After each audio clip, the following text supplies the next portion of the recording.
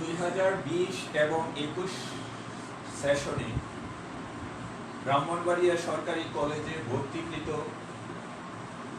ব্যবসায় শিক্ষা শাখার ছাত্রছাত্রীদের জন্য ব্রাহ্মণবাড়িয়া সরকারি কলেজ কর্তৃক আয়োজিত অনলাইন ক্লাসে আজকে নবাগত শিক্ষার্থীকে আমি স্বাগত জানাচ্ছি। ব্রাহ্মণবাড়িয়া সরকারি কলেজের সুযোগ্য অধ্যক্ষ স্যার প্রফেসর মোহাম্মদ স্যার, সুযোগ্য উপাধ্যক্ষ sir professor Bibhutibhushan Debnath sir, ভর্তি কমিটির আহ্বায়ক জনাব এজেড আরিফ হোসেন স্যার, শিক্ষক পরিষদের সম্পাদক জনাব মোহাম্মদ তারিকুল ইসলাম এবং অনলাইন ক্লাসের যিনি অ্যাডমিনিস্ট্রেটর জনাব মোহাম্মদ হামজা মাহমুদ স্যারকে স্মরণ করে আমি আজকে অনলাইন ক্লাসটি শুরু করতে যাচ্ছি। সুপ্রিয় শিক্ষার্থীবৃন্দ, আজকে ক্লাসের উপস্থাপনায় আছে আমি রাখাল গোপ, সহযোগী অধ্যাপক হিসাব বিজ্ঞান বিভাগ, ব্রাহ্মণবাড়িয়া সরকারি কলেজ। ক্লাসের টপিক হলো হিসাব বিজ্ঞান প্রথম পত্র, বিষয়কুল 253, অধ্যায় 3, অধ্যায়ের টপিক নাম্বার ব্যাংক সমন্বয় বিবরণী। তো আজকে তোমাদের ব্রাহ্মণবাড়িয়া সরকারি কলেজ কর্তৃক আয়োজিত অনলাইন ক্লাসের প্রথম দিন। তো প্রথম দিন আমি দুই একটি কথা তোমাদের উদ্দেশ্যে বলবো, বলার পর হিসাব বিজ্ঞান প্রথম পত্রে তৃতীয়, চতুর্থ এবং পঞ্চম অধ্যায়ে তৃতীয় অধ্যায়, চতুর্থ অধ্যায় এবং সপ্তম অধ্যায় আমার আলোচ্য বিষয় থাকবে ভবিষ্যতের ক্লাসগুলি। তো তোমরা যারা ব্যবসায় শিক্ষা শাখায় আমাদের কলেজে ভর্তি হতে পেরেছো, তোমাদেরকে আমি আমাদের হিসাব বিভাগের পক্ষ থেকে আন্তরিক শুভেচ্ছা জানাচ্ছি। তোমরা এই প্রতিকূলতার মধ্যে মাধ্যমিক পরীক্ষা সফলতার সহিত উত্তীর্ণ হয়ে ব্যবসায় শিক্ষা শাখায় আমাদের কলেজে ভর্তি হয়েছে। আবারও তোমাদের আন্তরিক ধন্যবাদ। প্রিয় শিক্ষার্থীবৃন্দ, তোমাদের মনে একটু দ্বিধাদ্বন্দ্ব থাকতে পারে যে স্বাভাবিক অবস্থায় আমাদের ক্লাস শুরু হওয়ার কথা ছিল 2020 সালের জুলাইয়ের 1 তারিখ। আজকে অর্থাৎ তোমাদের ক্লাসটি উদ্বোধন হয়েছে অক্টোবরের 4 তারিখ। সেই হিসাবে 3 মাস তোমাদের সময় তোমাদের নিকট থেকে চলে গিয়েছে। তবে এটা কোনো ব্যাপার নয়। আমি এর জন্য একটি আমার ব্যক্তিগত জীবন থেকে একটি উদাহরণ দিতে চাচ্ছি। আমি 1991 সালে যখন এসএসসি পরীক্ষা পাস করি, তখন আমার পরীক্ষা সমাপ্ত হয়েছিল 12ই আগস্ট 1991। 1991 সালের এসএসসির রেজাল্ট প্রকাশিত হয়েছিল 6ই নভেম্বর 1991। ভর্তি হয়েছিলাম ডিসেম্বরের 26শে ডিসেম্বর। তাহলে সেই মোতাবেক তোমরা কিন্তু আমাদের চেয়ে অনেক কম সময় তোমাদের অতিক্রান্ত হয়েছে। তারপরেও আমরা মনের দিক দিয়ে খুবই চাঙ্গা ছিলাম যে আমাদের 6টি মাস চলে গিয়েছিল 1991 সালে, কিন্তু তোমাদের মাত্র 2 থেকে 3টি মাস গিয়েছে। এখন যদি তোমরা সেই মোতাবেক রুটিন মাফিক একটু আন্তরিক হও, আমাদের অনলাইন ক্লাসগুলি একটু অনুসরণ করো, তাহলে 3 মাস সময় কভার দেওয়া প্রত্যেকটা ছাত্রের পক্ষে সহজেই সম্ভব। এটি কোনো দুরূহ কাজ নয়, এটি খুবই সহজ সরল একটি কর্ম। তোমরা কোনোদিন পেছনে 3 মাসের সময় মনে না করে আন্তরিকভাবে আজকে 5ই অক্টোবর থেকে প্রত্যেকটা বই, প্রত্যেকটা পৃষ্ঠা সহ তোমরা করে যাও। আশা করি তোমরা সেগুলি কোনো সমস্যা হবে না। তো আমার জীবন থেকে বললাম, 1991 সালে আমরা ডিসেম্বর মাসে ভর্তি হয়েছিলাম। এর কারণ ছিল এই 1991 সালে ঘূর্ণিঝড়, তারপর পরীক্ষা দেওয়ার পর পরীক্ষা বাতিল হয়ে যাওয়া, এই সমস্ত কারণেই কুমিল্লা বোর্ডের পরীক্ষা শেষ হয়েছিল 12ই আগস্ট, রেজাল্ট দিয়েছিল 6ই নভেম্বর, ভর্তি হয়েছিল ডিসেম্বরের শেষ দিকে। সুতরাং তোমরা ব্যবসায় শিক্ষার ছাত্রবৃন্দ আমার এই কথাটা শুনে মানসিক শক্ত হয়েছে, সেটা আমি বিশ্বাস করি। তো এখন আসো, এই সৃজনশীল হিসাব বিজ্ঞান প্রথম পত্রে 70 আর 30 টোটাল হলো 100 নম্বর থাকবে। এই 70 নম্বর থাকবে সৃজনশীল আর 30 নম্বর থাকবে বহু নির্বাচনী অভিক্ষা। এগুলি তোমরা শুরু থেকেই জানো, ক্লাস 7 9 10 তোমরা এইভাবে পড়ে আসছো। উচ্চ মাধ্যমিক শ্রেণীর মানদণ্ডটা সেই ধরনেরই। তবে 70 নম্বরের মধ্যে দুইটি বিভাগ থাকবে, একটি ক বিভাগ আর একটি খ বিভাগ। ক বিভাগে দুইটি প্রশ্ন থাকবে, নবম অধ্যায় থেকে ওই দুইটি প্রশ্নের উত্তর দিতে হবে। দুইটি প্রশ্নই কম্পালসরি। ক বিভাগে দুইটি প্রশ্ন থাকবে, দুইটি উত্তর দিতে হবে 10 10 20, প্রত্যেক স্টুডেন্টকে সেটি দিতে হবে। আর খ বিভাগে তোমার এই যা প্রশ্ন থাকবে সেখান থেকে 5টি প্রশ্নের উত্তর। তাহলে প্রথম ক বিভাগে 20 আর খ বিভাগে হলো 50, টোটাল হলো 70, আর সৃজনশীল অভিজ্ঞতায় আছে 30। এই হলো তোমার 100 নম্বর। তো শিক্ষার্থীবৃন্দ, তোমরা যারা আমাদের কলেজে ভর্তি হয়েছো, আমি আন্তরিকভাবে শুভেচ্ছা জানাচ্ছি। তো আমাদের হিসাব বিজ্ঞান প্রথম পত্র বিষয় কোড 253, টোটাল অধ্যায় আছে 10টি। টোটাল অধ্যায় আছে 10টি। এর মধ্যে নবম অধ্যায়টি কম্পালসরি, আর বাকি অধ্যায় থেকে প্রশ্ন আসবে, তোমরা অপশন চয়েস করবে। কিন্তু নবম অধ্যায় থেকে কম্পালসরি, এখানে কোনো অপশন চয়েস করার সুযোগ নেই। তো এখন আমি অধ্যায়গুলি আলোচনা করছি। প্রথম অধ্যায় হলো তোমরা পূর্বের শ্রেণীতে, অর্থাৎ তোমরা মাধ্যমিক লেভেলে প্রথম অধ্যায় তোমরা পড়েছো। প্রথম অধ্যায়ের মধ্যে আছে জাবেদা, খতিয়ান, এই সমস্তগুলি। এইগুলি তোমরা হিসাব বিজ্ঞানের পরিচিতি, হিসাব বিজ্ঞান কাকে বলে, এইগুলি তোমরা প্রথম অধ্যায় থেকে পড়েছো। দ্বিতীয় হলো হিসাবের বৈসমূহ, এটাও পূর্বের শ্রেণীতে পড়েছো। যেমন একতরফা বই, দুতরফা নগদান বই, তিন ধরা নগদান বই। এই নগদান বইগুলি তোমরা দ্বিতীয় অধ্যায়ে পড়েছো। তৃতীয় অধ্যায়টা আজকে আমাদের আলোচ্য বিষয়। তৃতীয় অধ্যায়টা হলো ব্যাংক সমন্বয় বিবরণী। ব্যাংক সমন্বয় বিবরণী অর্থাৎ আমাদের সমাজ ব্যবস্থায়, আমাদের অর্থনৈতিক ব্যবস্থায় যে যত অর্থের মালিক, সেই অর্থটা কিন্তু তার প্রতিষ্ঠানে থাকে না, তার নিজের কাছে থাকে না, সেটি থাকে একটি আর্থিক প্রতিষ্ঠানে, অর্থাৎ ব্যাংকে। তাহলে যিনি অর্থ মালিক, ওনার অর্থের মালিকানা ওনার কাছে, কিন্তু অর্থের যে হিসাব ব্যবস্থা, সেটি দুটি পক্ষ সৃষ্টি হল। একটি হলো উনি নিজে, আর একটি হলো একটি আর্থিক প্রতিষ্ঠান, অর্থাৎ ব্যাংক। তো আমানতকারী তার অর্থে বিভিন্ন ধরনের লেনদেন করে থাকে। সেই লেনদেনগুলি উনি একটি বই সংরক্ষণ করেন, সেই বইটির নাম নগদান বই। আর ব্যাংক কর্তৃপক্ষ একটি বই সংরক্ষণ করেন, সেটির নাম পাস বই। আগে পাস বইয়ের প্রচলন ছিল, বর্তমানে সেটি কম্পিউটার মাধ্যমে সংরক্ষণ করা হয় এবং বলা হয় ব্যাংক স্টেটমেন্ট। তাহলে একটি নির্ধারিত সময়ের মধ্যে দিয়ে দেখা গিয়েছে আমানতকারী নগদান বইয়ের মধ্যে ব্যাংক স্টেটমেন্ট, ব্যাংক কর্তৃপক্ষ কর্তৃক যে ব্যাংক স্টেটমেন্ট সংরক্ষণ করে, সেই দুটির মধ্যে একটি গড়মিল বানানটা হলো গড়মিল। গড়মিল মানে পার্থক্য পরিলক্ষিত।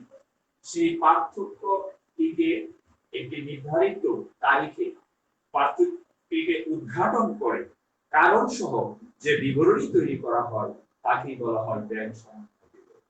তাহলে ব্যাংক সমন্বয় বিবরণীর সংজ্ঞাটা আমি আবারও বলছি।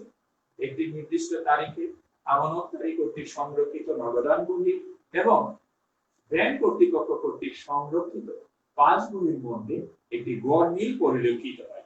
সেই গড়মিলের কারণ উদ্ঘাটন পূর্বক যে বিবরণী তৈরি করা হয়, সেটাকে বলা হয় ব্যাংক সমন্বয় বিবরণী। ব্যাংক সমন্বয় বিবরণী তৈরি করার জন্য একটি ছক বা একটি গড় তৈরি করতে হয়। গড়টিতে 3টি কলাম থাকে আর 3টি শিরোনাম থাকে। হলো প্রথমে প্রতিষ্ঠানের নাম, তারপর লিখতে হবে ব্যাংক সমন্বয় বিবরণী, তারপর লিখতে হবে তারিখ। সুপ্রিয় শিক্ষার্থীবৃন্দ, তোমাদেরকে আমি আজকে এই অধ্যায় সম্পর্কে যে কথাটি বলবো, সেটি হলো ব্যাংক সমন্বয় বিবরণী তৈরি করা হয় একটি নির্দিষ্ট তারিখে। একটি নির্দিষ্ট তারিখে, যেমন আজকে 5 অক্টোবর 2020 তারিখে ব্যাংক সমন্বয় বিবরণী করা যাবে। কিন্তু এমনটা করা যাবে না 5 6 7 একসাথে। ব্যাংক সমন্বয় তৈরি করতে হয় একটি নির্ধারিত তারিখে। যেমন আজকে 5 অক্টোবর 2020 তারিখের ব্যাংক সমন্বয় বিবরণী তৈরি করা সম্ভব। তো ব্যাংক সমন্বয় বিবরণী তৈরি করার জন্য 4টি ব্যালেন্স আছে। কয়টি ব্যালেন্স নিয়ে তৈরি করা যায়? 4টি ব্যালেন্স। তোমরা এটা মনে রাখবা, বইটা একটু দেখবা, 4টি ব্যালেন্স নিয়ে অঙ্ক তৈরি করতে হয়। যেমন নগদান বই মোতাবেক ব্যাংক জমা, পাস বই মোতাবেক ব্যাংক জমা, নগদান বই মোতাবেক ব্যাংক জমা অতিরিক্ত, পাস বই মোতাবেক ব্যাংক জমা অতিরিক্ত, জমাতিরিক্ত জমাতিরিক্ত জমাতিরিক্ত হলো bank overdraft, OVERDRAFT, bank overdraft, bank জমাতিরিক্ত, ব্যাংক ওভারড্রাফট। হ্যাঁ, শিক্ষার্থীবৃন্দ, ব্যাংক জমাতিরিক্তটা কি জিনিস? আমার শিক্ষকতা জীবনে অনেক স্টুডেন্টদেরকে জিজ্ঞেস করেছি, কেউ কেউ পেরেছে, কিন্তু কেউ কেউ সংজ্ঞাটার মধ্যে মূল যে শব্দটি, এখানে একটা মূল শব্দ আছে, সেই মূল শব্দটি তারা ছেড়ে দেয়। ব্যাংক ওভারড্রাফট, ব্যাংক ওভারড্রাফট হলো, ব্যাংক জমাতিরিক্ত হলো আমানত হিসাবদারির সাময়িক অসুবিধা দূরীকরণের জন্য চলতি হিসাবের বিপরীতে ব্যাংকে জমাকৃত অর্থের চেয়ে অতিরিক্ত অর্থ উত্তোলনকে ব্যাংক জমাতিরিক্ত বলে। আবারও বলছি, আমানতকারীর সাময়িক অসুবিধা দূরীকরণের জন্য চলতি হিসাবের বিপরীতে ব্যাংকে গচ্ছিত অর্থের চেয়ে অতিরিক্ত অর্থ উত্তোলনকে ব্যাংক সমন্বয় বিবরণী বলে। তাহলে এখানে কি শব্দটা কি, মানে মূল শব্দটা কি? মূল শব্দটি হলো চলতি হিসাবের বিপরীতে। আমার একটি মনে করি আমার একটি সঞ্চয় হিসাব আছে, সেই সঞ্চয় হিসাবে কি ব্যাংক জমাতিরিক্ত, অর্থাৎ যা আমার কাছে আছে তার চেয়ে কি আমি ব্যাংক থেকে বেশি উত্তোলন করতে পারবো? সম্ভব নয়। এটি আমার একবার একজন আমানতকারীর জীবনে সেটি ঘটেছিল। ওনার ব্যাংকে, আমি একটি উদাহরণ দিচ্ছি, ওনার ব্যাংকে ছিল 10,000 টাকা। ওনার ব্যাংকে ছিল 10,000 টাকা। আমানতকারী বা যিনি হিসাবের মালিক, ওনার ব্যাংক ব্যালেন্স ছিল 10,000 টাকা, কিন্তু ওই আমানতকারী ভুলক্রমে 12,000 টাকা দিতে পেরেছে। 12,000 টাকা একটি চেক লিখে ফেলেছে। তারপর যখন উনি ব্যাংক কাউন্টারে জমা দিলেন, তখন কম্পিউটারে হিসাব করে দেখলেন উনি লিখেছেন 10,000, 12,000, কিন্তু ওনার ব্যাংকে আছে মাত্র 10,000 টাকা। তারপর ব্যাংকের অফিসার উনাকে পরামর্শ দিলেন যে আপনার চেকটা কাটা যাবে, মানে কাটাকাটি করা লাগবে না, আপনার পকেটে যদি অতিরিক্ত 2,000 টাকা থাকে তাহলে 2,000 টাকা আপনি ক্যাশ কাউন্টারে গিয়ে নগদে জমা দেন, তারপর এটা আপনার হিসাবে ক্রেডিট করে 12,000 হবে, আরো 500 ছিল, টোটাল 12,500 হবে, তখন আমি ওই চেকটাকে অনান করতে পারবো, অর্থাৎ 12,000 টাকাই আমাকে দিতে পারবো। তাহলে চলতি সঞ্চয়ী হিসাব যারা আছে, তিনি কিন্তু 10,000 টাকা ছিল, 12,000 টাকা ব্যাংক থেকে নিয়ে আসতে পারেনি। তাহলে ব্যাংক জমাতিরিক্ত ও ব্যাংক ওভারড্রাফটটা শুধুমাত্র চলতি হিসাবের ক্ষেত্রে, অর্থাৎ কারেন্ট অ্যাকাউন্টের ক্ষেত্রে সেটি প্রযোজ্য হবে। আচ্ছা শিক্ষার্থীবৃন্দ, এখন আমি তোমাদের উদ্দেশ্যে কয়েকটি প্রশ্ন বলবো, সেই প্রশ্নটি তোমরা একটু লিখে একটু বাসায় করবা, তারপর আমাকে প্রশ্ন করলে আমি সেটির উত্তর দিব। প্রথম প্রশ্নটি, ব্যাংক কাকে বলে? আশা করি লিখেছ। দ্বিতীয় প্রশ্নটি, ব্যাংক হিসাবের প্রকারভেদ আলোচনা করো। ব্যাংক হিসাবের প্রকারভেদ আলোচনা করো। ইতিপূর্বে আমি বলেছি ব্যাংক হিসাব আছে চলতি হিসাব বা কারেন্ট অ্যাকাউন্ট, সঞ্চয় হিসাব, সঞ্চয় হিসাব মানে হলো সেভিংস অ্যাকাউন্ট, তারপর আছে এফডিআর, ফিক্সড ডিপোজিট, স্থায়ী হিসাব আছে। আর এখন সঞ্চয় হিসাবের অনেক শাখা প্রশাখা বৃদ্ধি পেয়েছে। সঞ্চয় হিসাব হলো একটি মূল, তার অনেক শাখা প্রশাখা বর্তমান ব্যাংকিং জগতে আমরা জানতে পারি। তারপর আছে চেক কাকে বলে, চেকের বৈশিষ্ট্য সমূহ লিখো। চেক হলো একটি কাগজ যেটি ব্যাংকের প্রতি শর্তহীন, আমানতকারীর শর্তহীন আদেশ। চেকটি ব্যাংক থেকে সরবরাহ করা হয় আমানতকারীকে। আমানতকারী ওই চেকের উপর টাকা লিখে ব্যাংকিং আওয়ারের মধ্যে যদি যায়, ব্যাংক শর্তহীন ভাবে আমানতকারীকে সেই অর্থটি দিতে বাধ্য থাকে, সেটাই শর্তহীন আদেশ। চেকের সংজ্ঞা দাও, ইহার বৈশিষ্ট্য সমূহ লিখো। হ্যাঁ, শর্তহীন আদেশ একটি বৈশিষ্ট্য, নির্দিষ্ট পরিমাণ অর্থ থাকতে হবে, আর এই অর্থটা টাকায় এবং অঙ্কে দুইভাবে লিখতে হবে। এরপরে আছে তোমরা এগুলি পড়বা, বইটার মধ্যে সুন্দর করে লেখা আছে, একটু দেখলেই তোমরা পড়তে পারবে। চেকের শ্রেণী বিভাগ লিখো। চেকের শ্রেণী বিভাগ, চেক অনেক ধরনের আছে। একটা হলো বাহক চেক, একটা হলো হুকুম চেক, আরেকটি হলো দাগ কাটা চেক। দাগ কাটা চেকটা হলো, বাহক চেক হলো যার কাছে আছে সেই টাকার বা অর্থের মালিক হতে পারে। কিন্তু দাগ কাটা চেকের ক্ষেত্রে, দাগ কাটা চেকের ক্ষেত্রে মনে করো এটি একটি দাগ কাটা চেক, এটি নরমাল চেক। চেকের ডান দিকে উপরের কর্নারে সমান্তরাল দুটি রেখা টেনে দিলে সেটি হবে, ডান দিকে উপরের কর্নারে সমান্তরাল দুটি রেখা যে টেনেছি সেটি নরমাল চেকটি দাগ কাটা চেক হয়ে গিয়েছে। দাগ কাটা চেকের দুই সমান্তরাল রেখার সামনে হিসাবে প্রদেয়, অ্যাকাউন্টিং, এনকো এই তিনটি শব্দের যে কোনো একটি শব্দ লেখা থাকতেও পারে, নাও লেখা থাকতে পারে, শুধু সিম্পল এই রেখাটাই দাগ কাটা চেক। এখন দাগ কাটা চেক কেন করা হয়? দাগ কাটা চেকের একটি আলাদা নিরাপত্তা আছে। নিরাপত্তার জন্য ব্যাংকিং জগতে এখন আমরা বিভিন্ন ধরনের অনিয়ম শুনতে পাই, ক্রাইম শুনতে পাই। সেই অনিয়মগুলি হ্রাস করার জন্য, দূরীভূত করার জন্য চেকের ডান দিকে উপরের কর্নারে যে দুটি রেখা টানা হয় সেটাকে বলা হয় দাগ কাটা চেক। এরপরে আছে ব্যাংক সমন্বয় বিবরণী। আমানত, আমানতকারীর অর্থ এবং ব্যাংক কর্তৃপক্ষ, অর্থাৎ আমানতকারীর একজনের অর্থ, এখানে দুইটি পক্ষ সৃষ্টি হয়। এই দুইটি পক্ষের মধ্যে একটি নির্ধারিত তারিখে যে কনসাল্ট করা হয়, রিকনসাইল করা হয় বা সমন্বয় করা হয় সেটি ব্যাংক সমন্বয় বিবরণী। তো ব্যাংক সমন্বয় বিবরণী খুবই সহজ। তোমরা একটি জিনিস, একটি কথা মনে রাখতে হবে, সেই কথাটি হলো ব্যাংক সমন্বয় বিবরণী অঙ্ক করার জন্য কোন ব্যালেন্সটি নিয়ে অঙ্ক করতে হবে সেটি তুমি আজকে জানো না, প্রশ্নটা পাওয়ার পর জানবা। আমি চারটি ব্যালেন্সের কথা বলেছি, অনেক সময় দুটি দেওয়া থাকে, অনেক সময় একটি দেওয়া থাকে।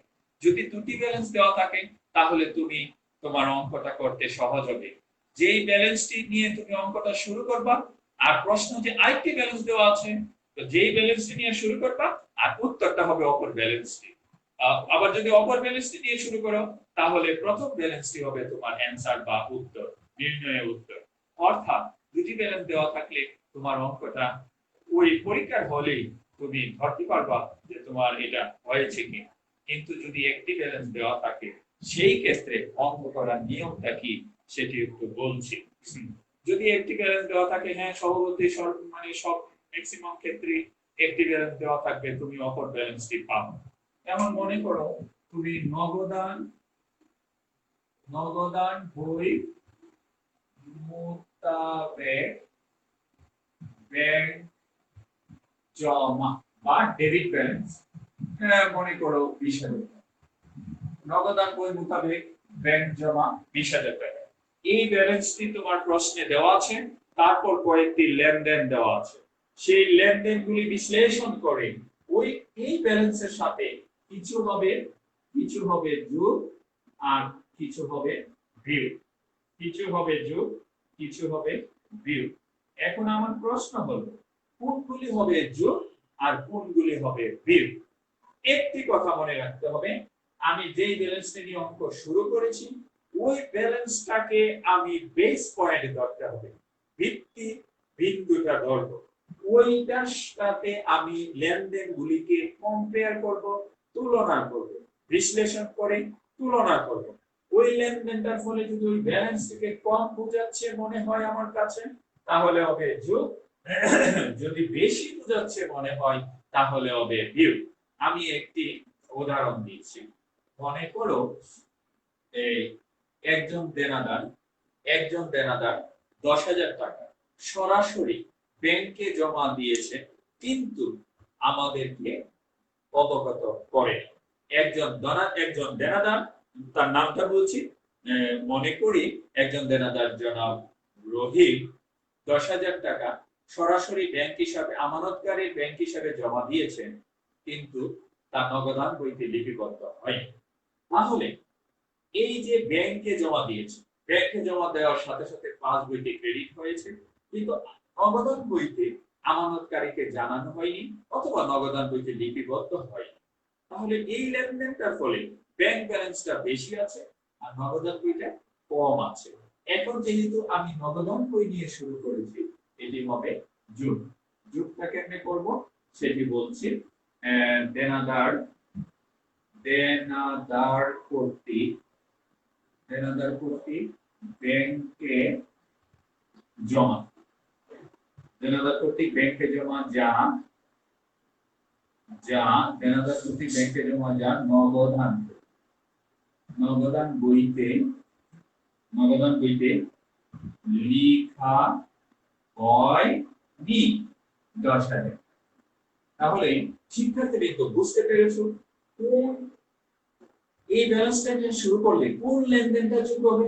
হ্যাঁ, আমি আবারও বলছি, আমার কাছ থেকে মনে করো কোন একটা সুবিধা বা পণ্য কিনে নিয়েছিল একজন দেনাদার মিস্টার রহিম। তিনি আমার অফিসে এসে নগদ আমার কাছে জমা দিবে 10,000 টাকা, আমি নগদান বইতে উঠিয়ে দিব। কিন্তু উনি কি করেছেন, উনি আমার অফিসে না এসে উনি আমার ব্যাংক হিসাবে ব্যাংকে গিয়ে জমা দিয়েছে। ব্যাংকে জমা দেওয়ার সাথে সাথে ব্যাংক ব্যালেন্স বৃদ্ধি পেয়েছে, কিন্তু নগদান ব্যালেন্স পূর্বের অবস্থায় আছে। নগদান ব্যালেন্স যেহেতু পূর্বের অবস্থায় আছে, এখন এটা আমি জানার সাথে সাথে আমার নগদান বইটাকে একটু আপগ্রেড করে নিব। তাহলে যোগ করতে হবে দেনাদার কর্তৃক ব্যাংকে জমা যা নগদান বইতে লেখা হয়নি। তাহলে একটি উদাহরণ দিলাম, আরেকটা উদাহরণ দিয়ে তোমরা বলবা সেটি কি যোগ হবে না বিয়োগ হবে। আমাদের পাওনাদার জনাব আসিফকে ব্যাংক সরাসরি 5,000 টাকা পরিশোধ করেছে যা নগদান বইতে লেখা হয়। আমাদের পাওনাদার জনাব আসিফকে ব্যাংক আমার পক্ষ হয়ে 5,000 টাকা পরিশোধ করেছে যা নগদান বইতে লেখা হয়নি। তাহলে আমার পাওনাদারকে ব্যাংক কর্তৃপক্ষ 5,000 টাকা দিয়েছে, এর ফলে আমার ব্যাংক ব্যালেন্সটা কমেছে, কিন্তু নগদান বইটি কি কমেছে? না, নগদান বইটি কমেনি, কারণ নগদান বইটা কমানোর মতো যে মেকানিজম, যে ইনফরমেশন, সেই ইনফরমেশনটা আমি পাই, কারণ ব্যাংক কর্তৃপক্ষ আমার পাওনাদারকে অর্থ দিয়ে দিয়েছেন, সেটা আমাকে অবগত করেনি।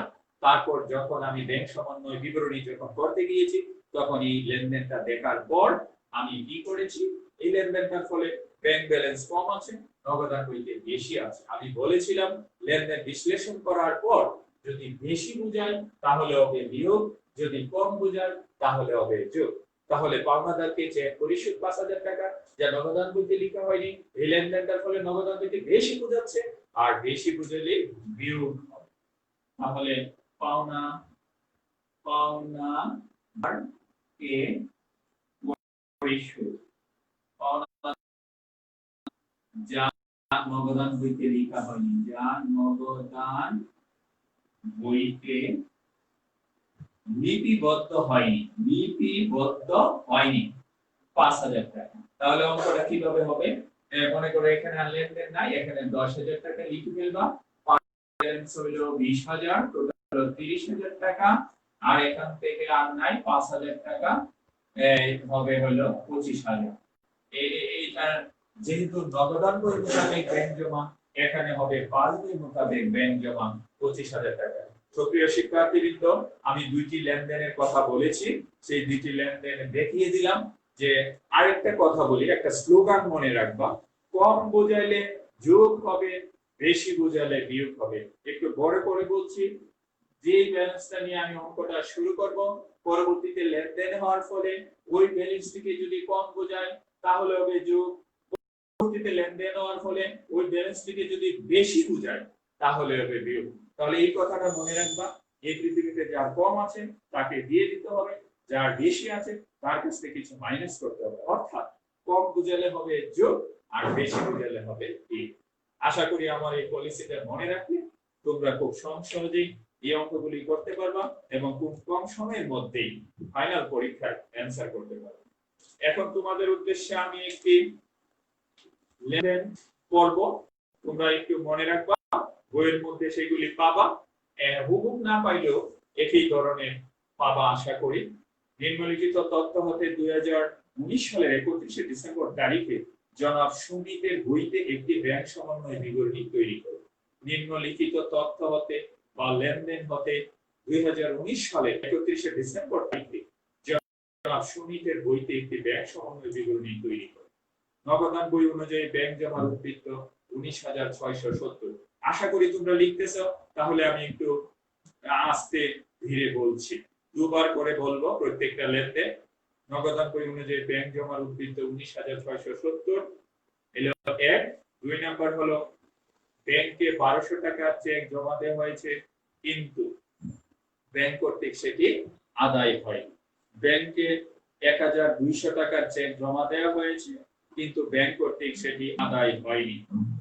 আবারও বলছি, ব্যাংকে 1200 টাকার চেক জমা দেওয়া হয়েছে, কিন্তু ব্যাংক কর্তৃক সেটি আদায় হয়নি। 3 নাম্বার 500 টাকা ও 300 টাকার দুইটি চেক ইস্যু করা হয়েছে, কিন্তু তা পরিশোধের জন্য উপস্থাপিত হয়নি। 500 টাকা ও 300 টাকার দুটি চেক ইস্যু করা হয়েছে, কিন্তু তা পরিশোধের জন্য উপস্থাপিত হয়নি। এটা আমি একটু ব্যাখ্যা করে বলি। মনে করো আমার একজন পাওনাদার, ওনার কাছ থেকে আমি বাকিতে পণ্য ক্রয় করেছিলাম। এখন আয়শা উনি আমাকে বললো আমার অফিসে এসে যে আপনি যে আমার কাছ থেকে পণ্যটা কিনেছিলেন, এখন তার অর্থটা পরিশোধ করেন। আমি ওনাকে বললাম যে আমার কাছে নগদ অর্থ নেই, আমি চেক দিয়ে দিই। 500 টাকা 300 টাকার দুটি চেক লিখে ওনাকে দিয়ে দিলাম। চেক তোমরা মনে রাখবা, চেক গুলি দেওয়ার সাথে সাথে আমি নগদান বইয়ের ব্যালেন্সটা কমিয়েছি। তারপর উনি কি করেছেন, এই ওনার দায়িত্বটা কি, ওই দুইটা চেক নিয়ে উনি ব্যাংকে যাবেন, কিন্তু চেকটি উনি পকেটে নিয়ে অন্য একটি কাজে, ব্যক্তিগত কাজে নিয়োজিত হয়ে গিয়েছে, আর ব্যাংকে যেতে ওনার মনে নেই। তাহলে এই লেনদেনটার ফলে একটা অসমতা হয়েছে, ব্যাংকে বেশি আছে, নগদানে কম আছে। 4 নাম্বার, একজন দেনাদার 1000 টাকা সরাসরি ব্যাংকে জমা দিয়েছে, যা নগদান বইতে লেখা হয়নি। একজন দেনাদার 1000 টাকা সরাসরি ব্যাংকে জমা দিয়েছে, যা নগদান বইতে লেখা হয়নি। এটার মতো দেনাদার সরাসরি আমার ব্যাংকে জমা দিয়েছে, কিন্তু নগদান বইতে লেখা হয়নি। এর ফলে কি হয়েছে, সেটি নগদান বইতে বেশি, একজন দেনাদার এত টাকা সরাসরি, হ্যাঁ, এর ফলে ব্যাংকে বেশি আছে, নগদানে কম আছে। আমাদের স্বীকৃত 600 টাকার একখানি বিল ব্যাংক কর্তৃক পরিশোধ করেছে, যা নগদান বইতে লেখা হয়নি। আমরা ব্যাংক কর্তৃপক্ষকে বলেছি কোন বিল আসলে আপনারা পরিশোধ করে দিবেন, কিন্তু সেটি আমাদেরকে জানানো হয়নি। এখানে একটি গড়মিল আছে বা পার্থক্য আছে। আর সর্বশেষটা হলো ব্যাংক কর্তৃক মঞ্জুরিকৃত সুদ এবং ধার্যকৃত চার্জ। ব্যাংক কর্তৃক মঞ্জুরিকৃত সুদ এবং ধার্যকৃত চার্জ। ব্যাংক কর্তৃক মঞ্জুরিকৃত সুদ এবং ধার্যকৃত চার্জ। সুপ্রিয় শিক্ষার্থীবৃন্দ, তোমরা মাধ্যমিক লেভেলে মঞ্জুরিকৃত সুদ এবং ধার্যকৃত চার্জ নামে শিখে এসেছো আমি মনে করি। মঞ্জুরিকৃত সুদটা হলো তোমার ব্যাংকে যে টাকা গচ্ছিত আছে, অর্থাৎ ব্যাংক ব্যালেন্স আছে, সেটির উপর অতিরিক্ত মুনাফা বা সুদকে বলা হয় মঞ্জুরিকৃত সুদ। মঞ্জুরিকৃত সুদটা নগদান বই নিয়ে শুরু করলে যোগ হবে, কারণ এটা ব্যাংক ব্যালেন্সের বৃদ্ধি অলরেডি আছে। ব্যাংক কর্তৃপক্ষ যখন তোমার আমানতকৃত অর্থের উপর অতিরিক্ত মুনাফা দেন বা সুদ দেন, সেটি তোমাকে অবগত না করেই তোমার হিসাবে ক্রেডিট করে রাখেন, অর্থাৎ বৃদ্ধি করে রাখেন। তখন তুমি যখন জানতে পেরেছো, তখন কি করবা, তোমার নগদান বইতে সেটি প্লাস করে ফেলবা। তাহলে মঞ্জুরিকৃত সুদ নগদান বই নিয়ে অঙ্ক শুরু করলে সেটি প্লাস হবে। আর ধার্যকৃত চার্জ হলো, তোমরা জানো আমাদের ব্যাংকে যখন অর্থ জমা থাকে, সেটির উপর যে আমরা কিছু মুনাফা পাই বা সুদ পাই অথবা ইন্টারেস্ট পাই, তদ্রুপ একটি হিসাব পরিচালনা করার জন্য ব্যাংক কর্তৃপক্ষের অনেক অফিসার এখানে সময় দেন, এখানে কাজ করতে হয়। সেই কাজ করার জন্য তাদের কিছু খরচ আছে, প্রত্যেকটা হিসাবের পেছনে 6 মাস অন্তর অন্তর একটি চার্জ কেটে নেয়। এটার নাম হলো ব্যাংক চার্জ। ব্যাংক কর্তৃক ধার্যকৃত ব্যাংক চার্জ। ব্যাংক কর্তৃক ধার্যকৃত ব্যাংক চার্জ মনে করেন 300 টাকা। ব্যাংক কর্তৃক ধার্যকৃত ব্যাংক চার্জ, এই ব্যাংক চার্জটা আমি যদি আমানতকারী হয়, আমাকে অবগত না করি তারা সেটি কর্তন করে নেন। ব্যাংক চার্জটা তাহলে নগদান নিয়ে শুরু করলে, কারণ এই 300 টাকা তো আমি নগদান বইতে প্রদান করিনি, ব্যাংক কর্তৃপক্ষ তারা ডিডাক্ট করে ফেলেছে, আমার হিসাব থেকে তারা ডিলিট করে ফেলেছে, কমিয়ে ফেলেছে, কিন্তু আমি জানি না নগদান বইতে বেশি আছে। তাহলে ব্যাংক কর্তৃক ধার্যকৃত ব্যাংক চার্জ অবশ্যই মাইনাস হবে, আর মঞ্জুরিকৃত সুদ নগদান বই নিয়ে শুরু করলে প্লাস হবে, কারণ মঞ্জুরিকৃত সুদের ফলে নগদান বইতে কম বোঝায়, আর দায়িত্বকৃত চার্জ ফলে নগদান বইতে বেশি বোঝায়। কিন্তু পূর্বে যে আমি বলেছি, লেনদেন হওয়ার ফলে ওই ব্যালেন্সটার সাথে কম্পেয়ার করতে হবে, তুলনা করতে হবে। যদি তুলনা করে বুঝি এই ব্যালেন্স থেকে বেশি বুঝাচ্ছে, মাইনাস করে দিব। যেমনটা আমি মাইনাস করেছি ব্যাংক কর্তৃক ধার্যকৃত ব্যাংক চার্জ 300 টাকা। আবার যদি লেনদেন হওয়ার ফলে তো কম্পেয়ার করে তুলনা করে যদি বলি যে নগদান বইয়ের সাথে সেটি কম বুঝাইতেছে, তাহলে সেটিকে প্লাস করেছি। আশা করি যে অঙ্কটা তোমাদেরকে বলেছি সেটি তোমরা একটু বাসায় আগে দেখবা, আগে রিডিং করবা, করার পর আমি নোট বইয়ের মধ্যে এটা করে নিয়েছি অঙ্কটা। আশা করি তোমরা আগে করো, আগামী ক্লাসে আমি সেটি দেখাবো। তো সুপ্রিয় শিক্ষার্থীবৃন্দ, তোমরা অবশ্যই ব্যাংক সমন্বয় বিবরণী অঙ্ক ফাইনাল পরীক্ষা আজকে ক্লাসের পর তোমাদের একটু হলেও ভালো লেগেছে, আর সর্বোপরি সবচেয়ে বেশি ভালো লাগবে তুমি যদি বইটার প্রত্যেকটা লাইন পড়ো, যেটা না বুঝো সেটা লাল কালি দিয়ে প্রশ্নবোধক চিহ্ন দিয়ে রাখবে। তাহলে শিক্ষক দেখে যেইটুকু না বুঝো, যেই অংশটা তুমি না বুঝছো সেইটুকু রেড পেন দিয়ে মার্ক করে রাখো, সেটি তুমি স্যারদেরকে দেখাবা, স্যাররা বুঝিয়ে দিবেন, আন্তরিকভাবে বুঝিয়ে দিবেন, এর ফলে তোমার সফলতা আসবে। তো এখন আরো একটু দেখি ব্যাংক সমন্বয় বিবরণী। ব্যাংক সমন্বয় বিবরণী, হ্যাঁ, আমরা একটা হলো নগদান বই আর একটা হলো ব্যাংক স্টেটমেন্ট। তো আমরা যখন টাকা ব্যাংকে জমা দেই তখন আমরা নগদান বইতে কি করি? নগদান বইতে বৃদ্ধি করি, কারণ নগদান বইতে বাড়ে। আর ব্যাংক কি করে? কমে। আমরা ডেবিট করি কারণ হলে আমাদের সম্পদ বাড়ছে, কিন্তু ব্যাংক ডেবিট করে এই জন্যই ব্যাংকের দায় বৃদ্ধি পেয়েছে। তোমরা আশা করি উচ্চ মাধ্যমিক শ্রেণীতে পড়েছো যে ডেবিট ক্রেডিটের নির্ণয়। সম্পত্তি বৃদ্ধি পাইলে কি হয়? সম্পত্তি বৃদ্ধি বা দায় হ্রাস। তাহলে তুমি ডেবিট করো, ডেবিট। সম্পত্তি বৃদ্ধি বা দায় হ্রাস পাইলে ডেবিট হয়। অর্থাৎ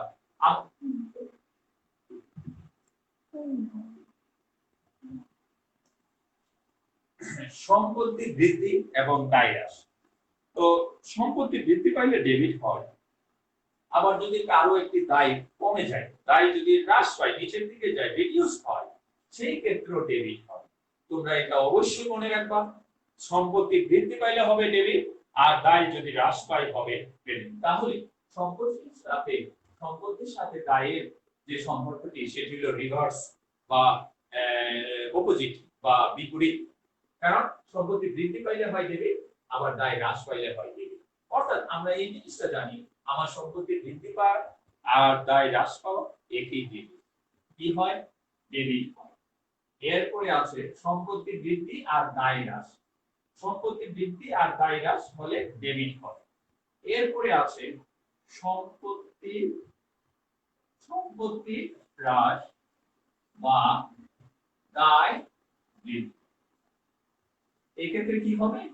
ক্রেডিট হবে। ক্রেডিট হবে। এখন সম্পত্তি বৃদ্ধির একটা উদাহরণ দেব, দায় হ্রাসের একটি উদাহরণ দেব। সম্পত্তি বৃদ্ধি হলো যেমন রহিম কোম্পানি তারা আরো 2টি আসবাবপত্র এবং একটি যন্ত্রপাতি ক্রয় করেছে।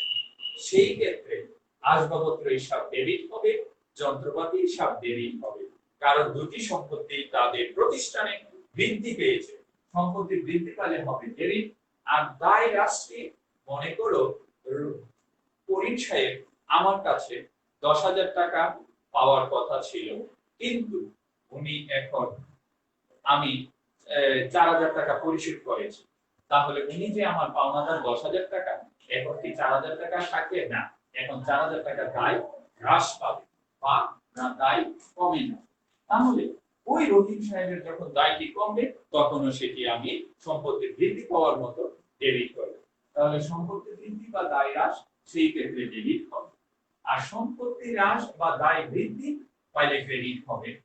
যেমন আমি একটি ফার্নিচার নগদে ক্রয় করেছি, সেই ক্ষেত্রে নগদ নামক সম্পত্তিটা আমার কমে যায়, নগদ নামক সম্পত্তিটা কমবে, সেই জন্য সম্পত্তি হ্রাস পাইলে ক্রেডিট হবে। আমরা যখন কোনো জিনিস নগদে ক্রয় করি সেই ক্ষেত্রে নগদ টাকাটা ক্রেডিট হয়। আর ক্রেডিট হয় মানে কি, নগদ একটি চলতি সম্পদ, সবচেয়ে লিকুইড সম্পদ, সেই সম্পদটা হ্রাস পায়, সেই জন্য ক্রেডিট হয়। আবার দায় বৃদ্ধি, আমি 10,000 টাকার পণ্য জনাব শহীদের কাছ থেকে বাকিতে ক্রয় করেছি, সেই ক্ষেত্রে ক্রয় হিসাব ডেবিট হবে, শহীদ বা প্রদেয় হিসাব ক্রেডিট হবে। কেন প্রদেয় হিসাব ক্রেডিট হলো? এখানে দায় বৃদ্ধি পেয়েছি, আমি অর্থের বিনিময় ছাড়াই ওনার কাছ থেকে বাকিতে একটি সুবিধা অর্থাৎ 10,000 টাকার পণ্য ক্রয় করেছি, সেই জন্য ক্রয় হিসাব ডেবিট হবে। আর দায়, ওই ব্যক্তি একটি পাওনাদার, দায়টা বৃদ্ধি পেয়েছে, সেই জন্য দায়টা ক্রেডিট হবে। তাহলে সুপ্রিয় শিক্ষার্থীবৃন্দ, সম্পত্তি বৃদ্ধি, দায় হ্রাস, ডেবিট হবে, এটা মন্ত্রমুগ্ধের মতো সেটি স্মরণ রাখতে হবে সব সময়। আরো সুন্দর করে আমি যেভাবে বলছি এর চেয়ে আরো সুন্দর পন্থায় সেটি তোমাদের অনুশীলন করতে হবে।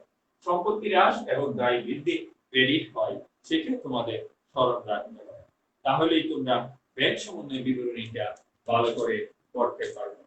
এখন আমি সামনের দিনগুলিতে যে পড়াগুলি দিয়েছি সেইগুলি তোমরা একটু আন্তরিকভাবে দেখতে হবে। আর এখন কিছু কথা বলি, প্রথম ক্লাস দুই একটা পরামর্শমূলক উপদেশ দিতে চাচ্ছি। পরামর্শমূলক মানে হলো, যেহেতু শিক্ষক ছাত্রদেরকে পরামর্শ দিব, উপদেশ দিব, সেটি স্বাভাবিক। তো আমার পরামর্শটি, এখন ক্লাসটা মোটামুটি শেষ পর্যায়ে, এখন পরামর্শ বা উপদেশ। তো আমাদের শিক্ষা ব্যবস্থায় বিভিন্ন স্তর আছে, তোমরা প্রাথমিক স্তর, মাধ্যমিক স্তর পেরে এখন উচ্চ মাধ্যমিক স্তর। প্রাথমিক স্তর প্রায় আমাদের দেশে 6 থেকে 6 বা 7 বছর প্রাথমিক স্তর, মাধ্যমিক স্তর 5 বছর,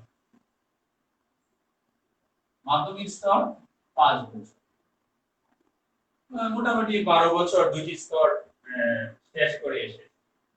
তো যারা মাধ্যমিক স্তর 5 বছরে ভালো করেছে তারা ভালো, তারা একটু এগিয়ে আছে। তো এখন যে স্তরটার মধ্যে আছে, যে লেভেলটার মধ্যে আছে, উচ্চ মাধ্যমিক স্তর। আগে দেখো প্রাথমিক স্তর 7 বছর 5 বছর, কিন্তু এটি শুধু 2 বছর, 2 বছর বা 24 মাস, এর চেয়ে 1-2 মাস কমও পাওয়া যায় বিভিন্ন কারণে।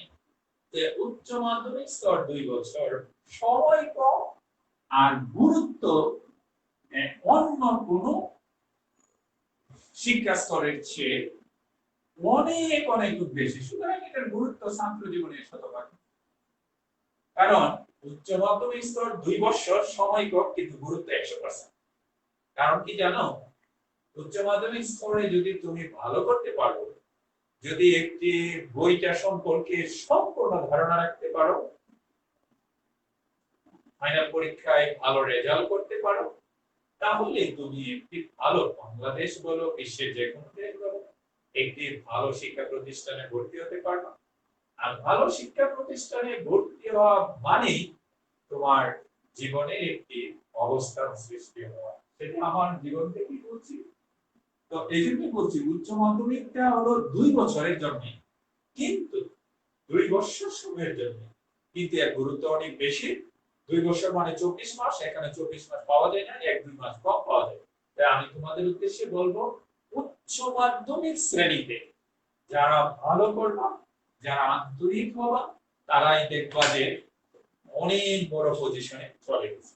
এরপরে মাধ্যমিক এবং উচ্চ মাধ্যমিকের যে রেজাল্ট বর্তমান প্রেক্ষাপটে বাংলাদেশে ইউনিভার্সিটিতে ভর্তি হতে গেলে সেটি কাজে লাগে।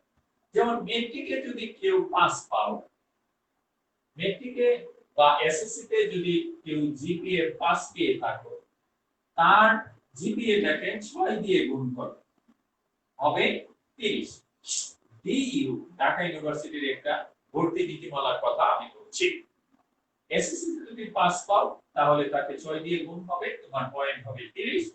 আর এইচএসসি তে যদি তুমি 5 পাও তাহলে তাকে গুণ দেওয়া হবে 10 দিয়ে, তাহলে কত হবে 80, 80 নাম্বার।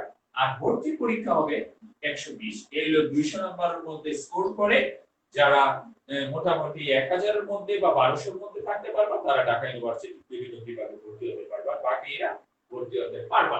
তাহলে তুমি কি এই জিনিসটা জানতা যখন 2020 সালে উচ্চ মাধ্যমিক পরীক্ষা পাস করেছো যে তোমার এখানে একটা পয়েন্টটা একটু বৃদ্ধি করা উচিত, রিচ করা উচিত, কারণ তোমার এই পয়েন্টটাকে 6 দিয়ে গুণ হয়, তাহলে এখানে হবে 30।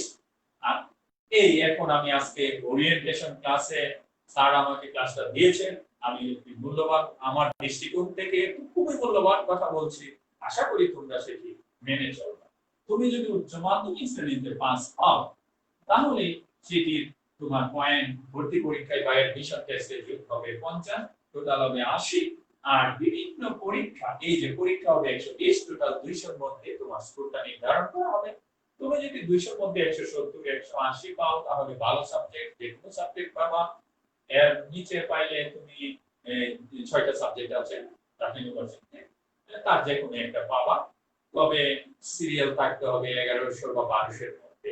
এরপরে চলে গেলে কারণ আপনাদের সামর্থ্য নাই বা কোথা নাই সেগুলি আপনি করেন, তখন অন্যান্য ইউনিভার্সিটিতে দেখতে হবে।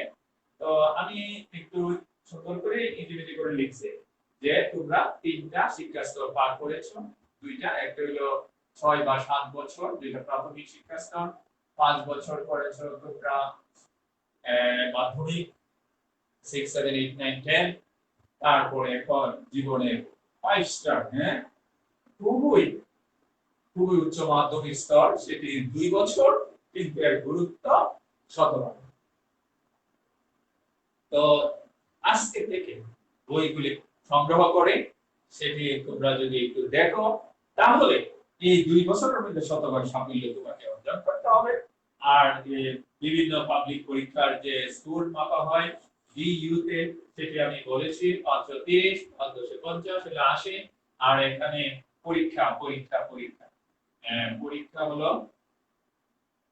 পরীক্ষা হলো 120, এই হলো তোমার 200।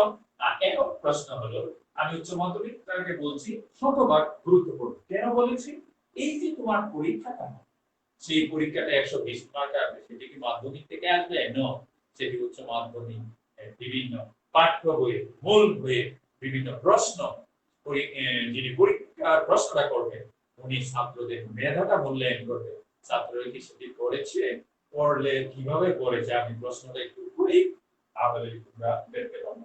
তাহলে 120।